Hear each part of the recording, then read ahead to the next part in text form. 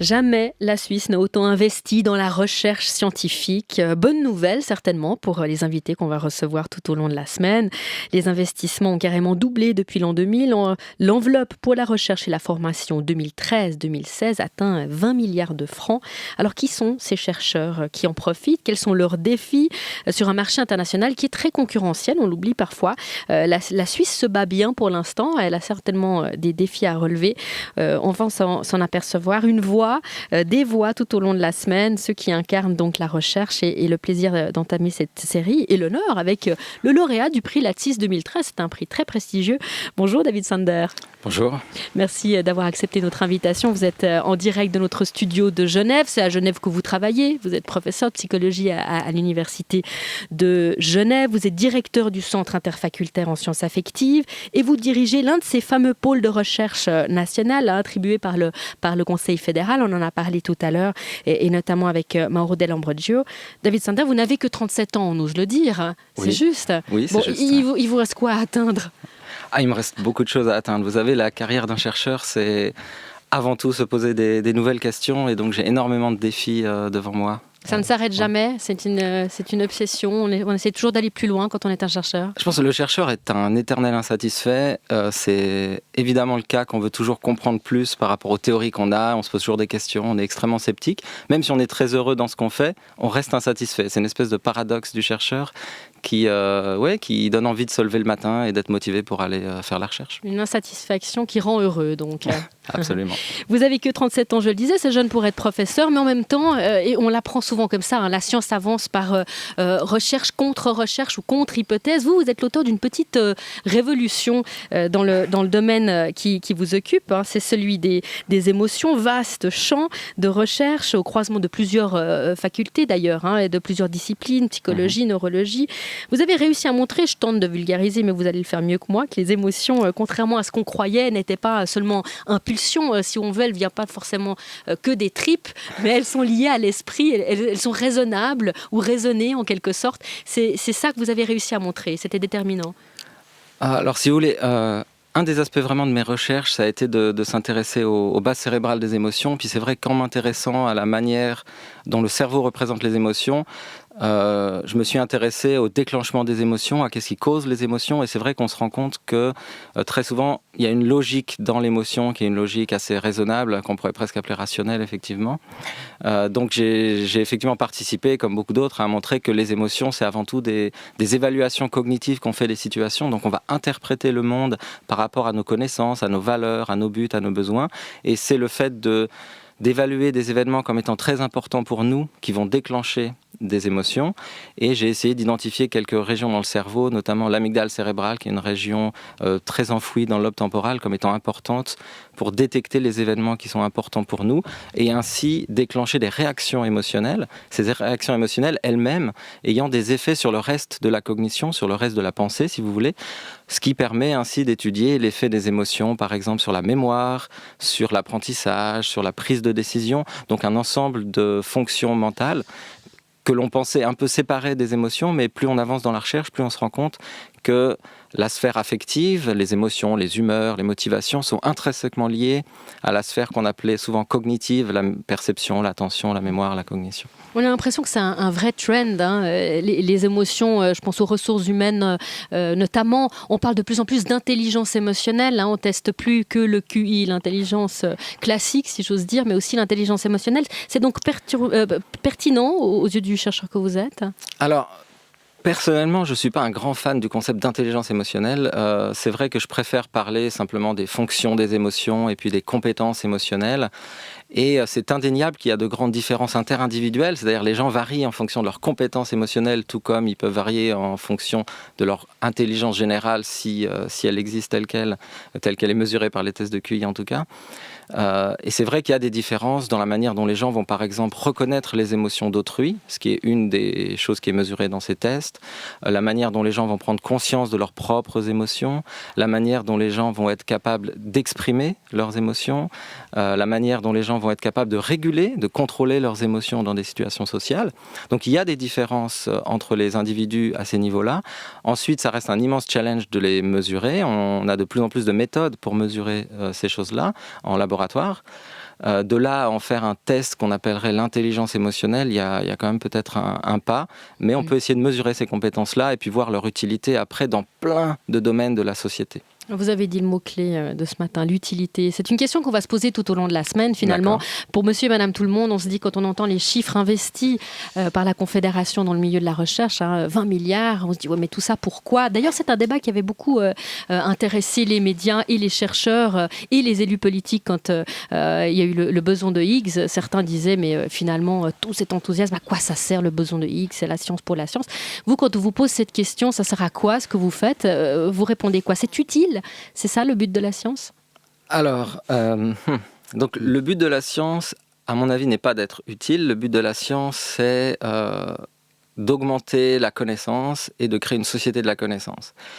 En même temps, il y a plein de questions qui sont des questions économiques, des questions politiques, des questions de société, pour lesquelles je suis quelque part heureux et je trouve valorisant qu'on adresse ces questions aux scientifiques, parce que, si vous voulez, ça, c'est une reconnaissance aussi des compétences des scientifiques. Donc je pense que la science est une bonne manière de répondre à beaucoup de questions, mais à mon avis, c'est clairement pas sa mission principale. Donc la science peut aider à répondre à des questions, elle a des compétences pour ça, des méthodologies, mais si jamais la science devait attendre de la part des sphères de la société qu'on lui pose les questions qu'elle doit résoudre elle-même, la science prendrait un retard énorme. La science peut être vue, si vous voulez, un petit peu comme à mon avis, un peu comme une chasse au trésor, et le trésor le plus précieux étant la connaissance. Mais évidemment, quand on fait une chasse au trésor, on n'a pas une ligne qui est toute tracée avec des problèmes qu'on nous pose à chaque étape, qu'on doit résoudre pour avancer. Ce qui pose toute la question, David Sander, du lien entre politique et science. Absolument. On entendait tout à l'heure Jacques Nérin qui est très critique sur le CEFRI, que vous connaissez bien puisque vous êtes l'un des directeurs de ces pôles nationaux de recherche sur les sciences affectives. Oui. Donc vous recevez de l'argent de la Confédération. Absolument. Quand elle choisit votre domaine plutôt qu'un autre, elle fait aussi un choix politique. Vous contribuez aussi à un avancement politique ou pas ? Alors, j'espère qu'on contribue à un avancement politique, mais ce n'est pas notre objectif. Si vous voulez, la manière dont la recherche est financée par le FNS, donc le Fonds national suisse pour la recherche scientifique, elle est financée de manière multiple. Et c'est vrai que les pôles de recherche nationaux sur lesquels on s'est beaucoup penché ces derniers temps suite à l'annonce de la création des 8 nouveaux pôles, c'est une manière que je trouve exceptionnelle de financer la recherche, mais c'est une manière qu'on appelle souvent bottom-up dans la mesure où ce sont des chercheurs eux-mêmes, si vous voulez, qui se mettent en réseau et qui réussissent à convaincre leurs universités de l'intérêt de leur recherche et de la masse critique qu'ils ont pour faire un excellent projet de recherche. Et ce projet-là est ensuite évalué par un panel d'experts internationaux au sein du FNS. Et sur quels critères, pardonnez-moi, hors scientifique, c'est quoi ? C'est pour mieux faire rayonner la Suisse ? Sur quels critères on choisit ? Alors, à ma connaissance, il y a 2 critères essentiels. Le premier, c'est l'excellence scientifique, c'est-à-dire que, par définition, il faut qu'il y ait une excellence dans le domaine. Ensuite, un deuxième critère, si vous voulez, ça va être une belle harmonisation au niveau des spécialisations de recherche dans les universités suisses et dans les hautes écoles suisses. Ce qui est également un thème qu'on peut discuter, mais c'est de savoir dans quelle mesure est-ce qu'il faudrait que toutes les universités abordent toutes les questions scientifiques. Donc à ce niveau-là, si vous voulez, le FNS va prendre des décisions qui sont avant tout basées sur l'excellence scientifique. Et ensuite, il y aura une décision qui se fera effectivement en discussion avec la Confédération. Mais il y a d'autres programmes de recherche qui vous intéresseront peut-être plus, qui sont non pas les pôles de recherche nationaux, mais les programmes de recherche nationaux. Donc les programmes nationaux de recherche, les PNR. Et les programmes nationaux de recherche, eux, vraiment ont pour vocation de répondre à des questions de société, à des questions économiques. Mais ce qui n'est pas à la base la vocation des pôles de recherche nationaux. Donc, les PNR, oui, on peut prendre cet exemple-là. On en parlait hors micro tout à l'heure, le cas des États-Unis. Il y a une vraie vague des sénateurs très engagés sur la question, qui sont très anti-recherche dans les sciences sociales et qui disent la science, on la finance que si elle sert à l'État. L'intérêt national doit primer. J'imagine que ça vous fait réagir, ça. Oui, alors moi, personnellement, j'ai trouvé ça assez effrayant. Effectivement, il y avait une analyse dans Nature le mois dernier. Donc, il y a certains sénateurs américains, notamment Smith, qui est sénateur républicain au Texas, qui lui proposait d'inscrire le fait que seul ce qui est d'intérêt national pour les États-Unis soit financé par la NSF, qui est la National Science Foundation. Et c'est vrai que c'est oublier le fait que la recherche, c'est avant tout une aventure internationale qui devrait quelque part être relativement indépendante des problématiques plus locales ou des pays, ou en tout cas, disons, dans sa vision à très long terme.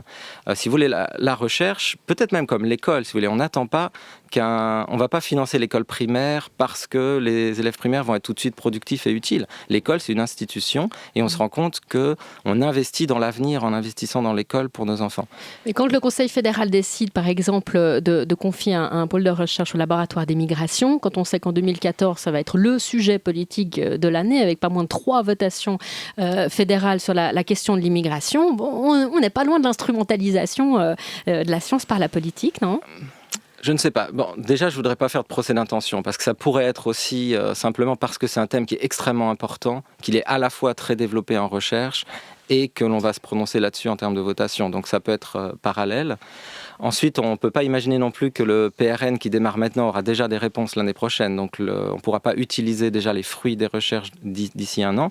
Par contre, ce que ça démontre peut-être, c'est que sur le long terme, on essaye de trouver des solutions scientifiques, en tout cas en termes de recherche, à des problèmes de société. Ce qui en soi est évidemment positif. Maintenant, ça ne doit pas être pour autant la mission première de la recherche. Et vous répondez à quel problème de la société en vous intéressant aux émotions ?